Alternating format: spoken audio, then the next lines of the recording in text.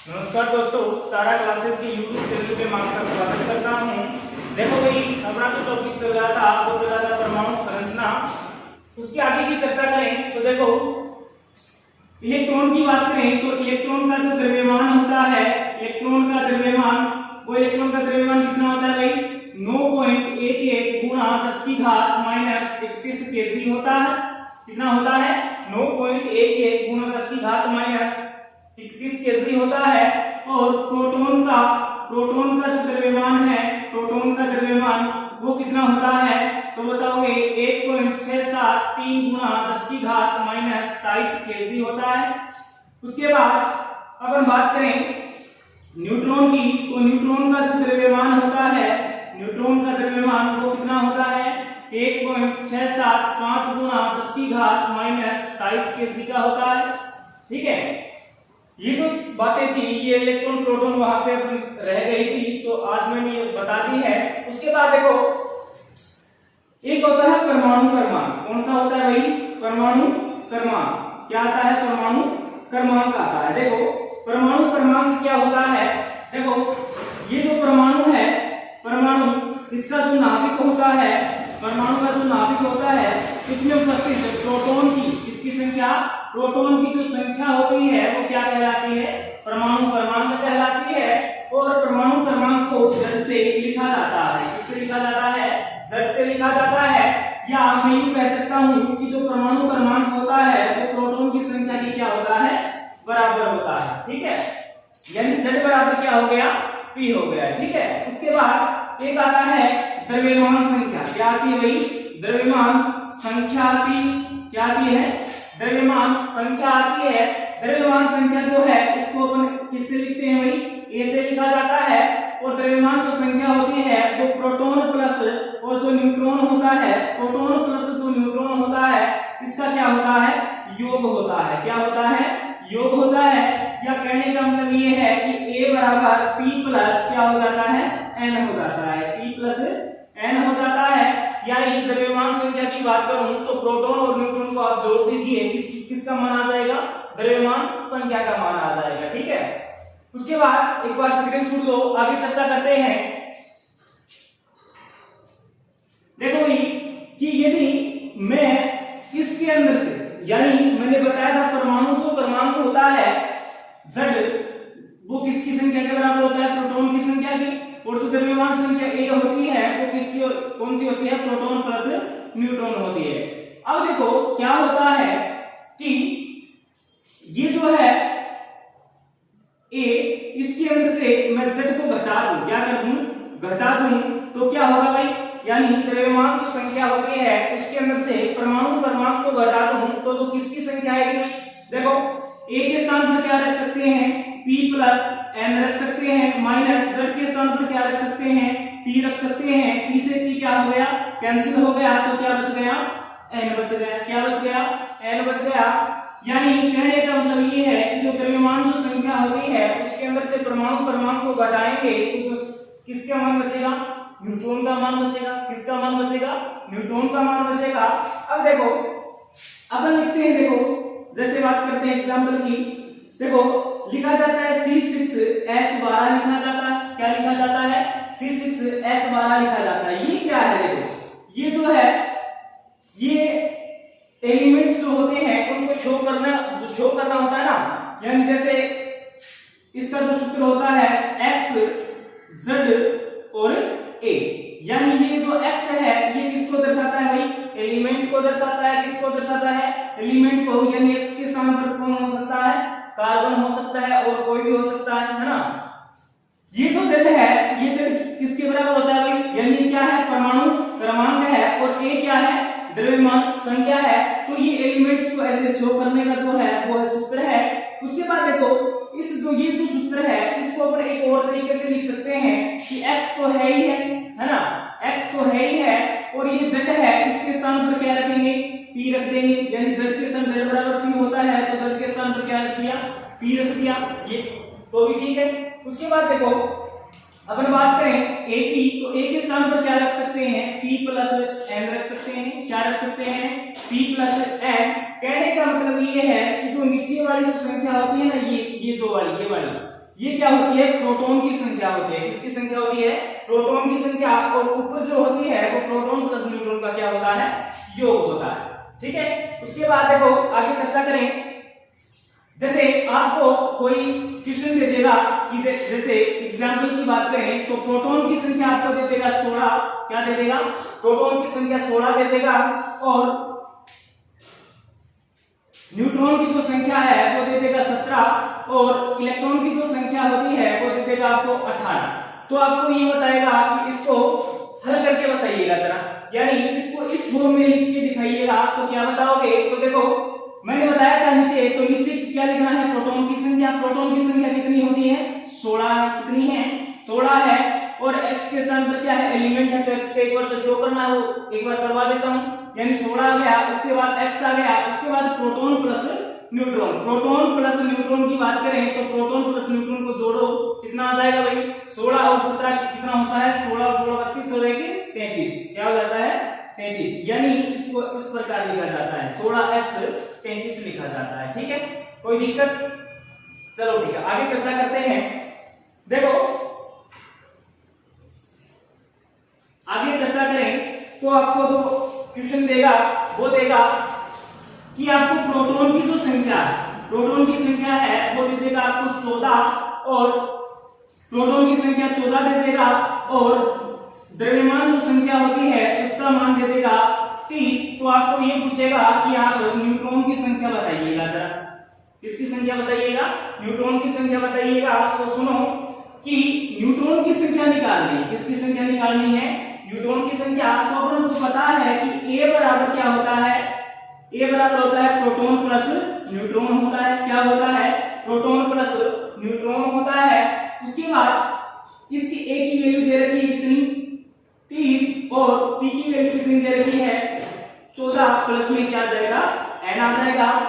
यहां से N की वैल्यू निकालें तो 14 इधर प्लस का इधर किसका हो जाएगा, माइनस का, तो 30 माइनस 14 करेंगे तो कितना बच जाएगा भाई 16। तो n की वैल्यू का मान जो है वो कितना हो जाएगा, 16 हो जाएगा। ऐसे जो है वो आपको लिखने पड़ेंगे। ऐसे क्वेश्चन आते हैं, हर एग्जाम के अंदर आते हैं, चाहे वो रेलवे की ग्रुप की हो, चाहे वो 90 की हो, चाहे पटवारी की हो, हर एग्जाम के अंदर एक दो क्वेश्चन डाल देता है। उसके बाद देखो आगे चर्चा करें कि एक जो सामान्य परमाणु होता है, कौन सा परमाणु होता है, एक जो सामान्य परमाणु होता है, सामान्य परमाणु, सामान्य जो परमाणु होता है, सामान्य परमाणु के अंदर क्या होता है कि जो प्रोटॉन की संख्या होती है ना वो इलेक्ट्रॉन की संख्या की क्या होती है, बराबर होती है। यानी सामान्य परमाणु के अंदर प्रोटॉन की संख्या प्लस में बराबर किसकी होती है, इलेक्ट्रॉन की संख्या के बराबर होती है। देखो ये प्रोटॉन जो है ये प्लस का है और ये किसका है, ये नेगेटिव है, और प्लस माइनस है तो आपको पता है ये क्या हो जाता है, उदासीन हो जाता है। क्या हो जाता है भाई, उदासीन है। देखो आपको क्वेश्चन पूछ सकता है कि जो सामान्य परमाणु होता है वो निम्न में से किस प्रकार का होता है, तो क्या बताओगे, उदासीन होता है। कैसा होता है, उदासीन होता है। आगे देखो आगे चर्चा करें तो एक आता है इसके अंदर समस्थानिक, क्या आता है भाई, समस्थानिक। देखो समस्थानिक जो है वो क्या होते हैं, देखो समस्थानिकों की खोज की बात करूं, समस्थानिकों की खोज की बात करूं तो खोज की थी रदरफोर्ड सोडी ने। किसने करी थी भाई, रदरफोर्ड सोडी ने करी थी। किसने करी थी, रदरफोर्ड सोडी ने करी थी। और जो समस्थानिक होते हैं वो क्या होते हैं, देखो यानी कोई परमाणु क्या है, कोई परमाणु है, इस परमाणु के अंदर परमाणु जो क्रमांक होता है ना, परमाणु जो क्रमांक होता है वो तो क्या होता है, समान होता है। परमाणु जो क्रमांक होता है वो तो क्या होता है, समान होता है।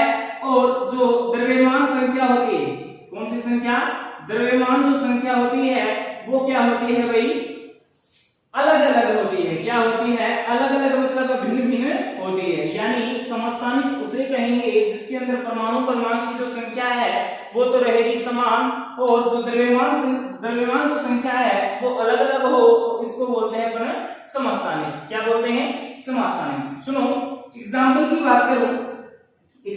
बात करूं तो हाइड्रोजन जो है ना, हाइड्रोजन के कितने समस्थानिक हैं? 3 समस्थानिक हैं। कितने समस्थानिक हैं भाई? 3 समस्थानिक हैं। पहला जो समस्थानिक की बात करूं, हाइड्रोजन के जो 3 समस्थानिक हैं, पहले की बात करूं तो वो होता है प्रोटियम। कौन सा होता है भाई? प्रोटियम होता है। दूसरे की बात करूं तो वो होता है ड्यूटेरियम। कौन सा होता है? ड्यूटेरियम।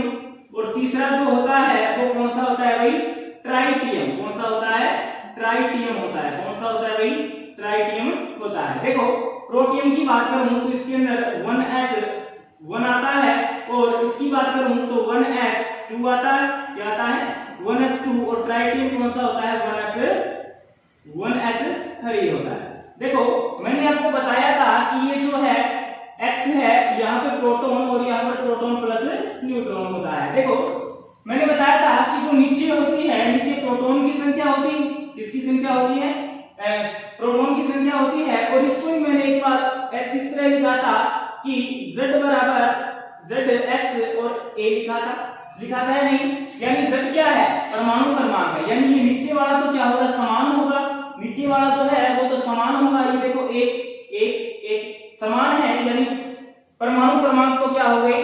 समान हो गए। और जो द्रव्यमान संख्या है, यानी ये A तो है द्रव्यमान संख्या, ये द्रव्यमान संख्या क्या है? भिन्न है। इसकी कितनी है? 1 है, 2 है, और इसकी कितनी है? 3 है। ठीक है। देखो प्रोटियम, ड्यूटेरियम और ट्राइटियम की बात करें तो देखो ये जो प्रोटियम है ये प्रकृति में सर्वाधिक पाया जाता है। प्रकृति में सर्वाधिक पाए जाने वाला हाइड्रोजन का समस्थानिक पूछे तो बताओगे प्रोटियम। और ट्राइटियम की बात करें, इसकी बात करें ट्राइटियम की, तो ये कौन सा है भाई? रेडियोधर्मी है। कौन सा है? रेडियोधर्मी समस्थानिक है। कौन सा है? रेडियोधर्मी। तो आपको पूछ सकता है कि हाइड्रोजन का कौन सा समस्थानिक रेडियोधर्मी है, तो आप क्या बताओगे? क्या बताओगे भाई? ट्राइटियम। कौन सा बताओगे? ट्राइटियम बताओगे। ठीक है। उसके बाद देखो आगे चर्चा करें।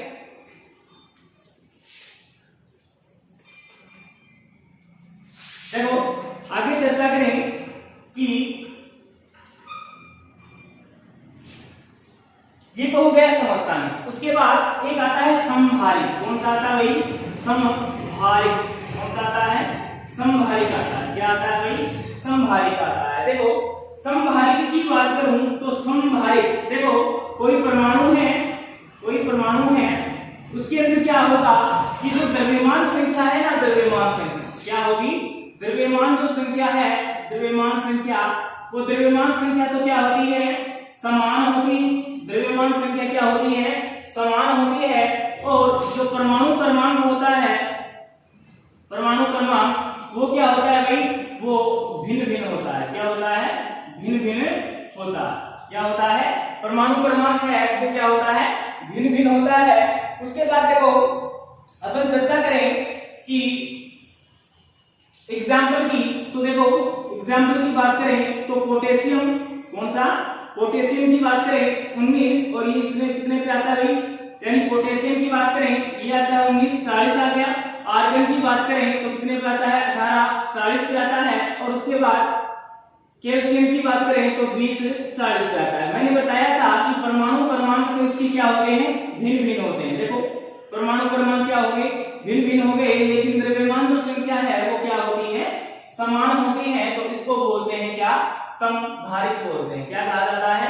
समभारिक कहा जाता है। उसके बाद देखो जरा कि ये जो समस्थानिक होते हैं, ये जो समस्थानिक होते हैं, ये समस्थानिक जो है प्रकृति जो होती है, प्रकृति उसके अंदर सर्वाधिक और जो पोलोनियम होता है ना, पोलोनियम जो है उसके समस्थानिक सबसे अधिक पाए जाते हैं। तो आपको पूछ सकता है क्वेश्चन कि जो समस्थानिक है सर्वाधिक प्रकृति में किसके पाए जाते हैं, तो बताओगे पोलोनियम। और आपको पूछ रहे पोलोनियम के कितने समस्थानिक पाए जाते हैं, तो आप बताओगे 27 पाए जाते हैं। कितने पाए जाते हैं? 27 पाए जाते हैं। उसके बाद देखो ये जो समस्थानिक होता है इसके उपयोग कहाँ करते हैं, इसके जो उपयोग है वो कहाँ करते हैं। तो देखो कि वही समस्थानिकों के उपयोग की बात करूं तो सुनो, समस्थानिकों के उपयोग की बात करूं तो कोबाल्ट जो 60 समस्थानिक है, कोबाल्ट 60 वो कैंसर के उपचार में काम में लिया जाता है, किसके उपचार में, कैंसर जो होती है कैंसर के उपचार में काम में लिया जाता है, उपयोग में लिया जाता है।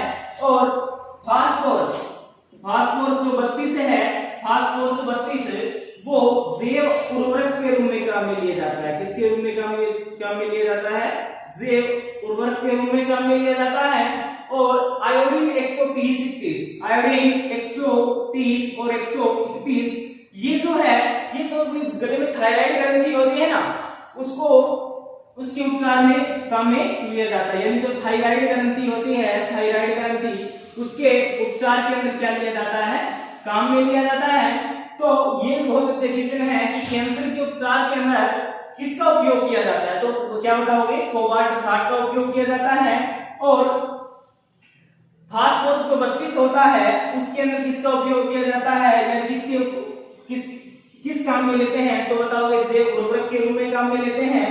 और आयोडीन 130 किसके लिए काम यूज में लिया जाता है, तो बताओगे थायराइड ग्रंथि के उपचार के रूप में। उसके बाद देखो एक जो आता है आयोडीन 130 की एक और बात करूं, 130 की एक बात और करूं कि जो तेल की पाइपलाइनें होती है ना, यानी तेल की जो पाइपलाइनें होती हैं, तेल की पाइप जो लाइन होती है, पाइपलाइन, उनके अंदर रिसाव का पता लगाने के लिए, किसका, रिसाव का पता लगाने के लिए इसका उपयोग किया जाता है। किसका उपयोग किया जाता है, आयोडीन 130 का उपयोग किया जाता है। ठीक है। उसके बाद एक आता है कार्बन 14, कितना आता है भाई, कार्बन 14। इसके अंदर कार्बन जो 14 समस्थानिक है, इसके अंदर किसका उपयोग करेंगे, तो सुनो कि ये जो है सजीव जो होते हैं ना, सजीव उसके जो जीवाश्म होते हैं, सजीवों के जो जीवाश्म होते हैं ना, उसके अध्ययन के लिए क्या किया जाता है, इसका उपयोग किया जाता है। और इसकी एक विधि है जिसका नाम है कार्बन डेटिंग विधि। कौन सी है भाई, कार्बन डेटिंग विधि। कौन सी विधि है भाई, कार्बन डेटिंग विधि। कौन सी है भाई, कार्बन डेटिंग विधि है। तो आपको पूछ सकता है कि कार्बन डेटिंग जो विधि है वो किस काम में ली जाती है, तो बताओगे जो सजीव होते हैं उनके जीवाश्मों का क्या किया जाता है, अध्ययन किया जाता है। और इसके अंदर C और 14 जो समस्थानिक है उसका उपयोग किया जाता है। ठीक है।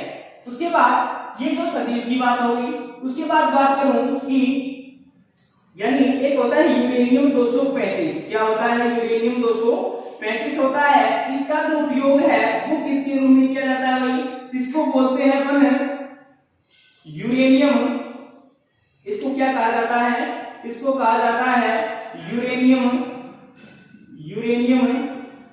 डेंटिंग विधि। क्या कहा जाता है भाई, यूरेनियम डेंटिंग विधि कहा जाता है। और ये जो यूरेनियम डेंटिंग विधि है ये किसके रूप में, किसके लिए काम में ली जाती है, कि जो निर्जीव होते हैं ना, जो निर्जीव वस्तुएं होती हैं उनके अध्ययन के लिए क्या किया जाता है, काम में लिया जाता है। उसके बाद देखो ये जो चैप्टर है अपना, ये यहाँ पे मैं आपको समाप्त करवाता हूं। अगला जो चैप्टर रहेगा अपना वो बायो का रहेगा।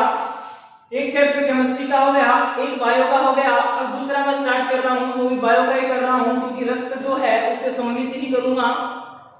अगला जो टॉपिक रहेगा वो अपना हार्ट का रहेगा, यानी दिल के बारे में बताऊंगा कि कैसे धड़कता है, कैसे सब कुछ यानी कार्य करता है, कोई यानी ये सारी जो चर्चा है वो भी नेक्स्ट क्लास में होंगी। ये जो परमाणु संरचना है ये मैंने आपको कंप्लीट करवा दिया है, और जो इसके क्वेश्चन बच गए हैं वो मैं एक पीडीएफ डाल दूंगा, या यूट्यूब जो चैनल है उसके अंदर पीडीएफ मिलेगी आपको, उसके अंदर आपको ऑप्शनल क्वेश्चन मिलेंगे और वहां से आप क्लियर कर सकते हो।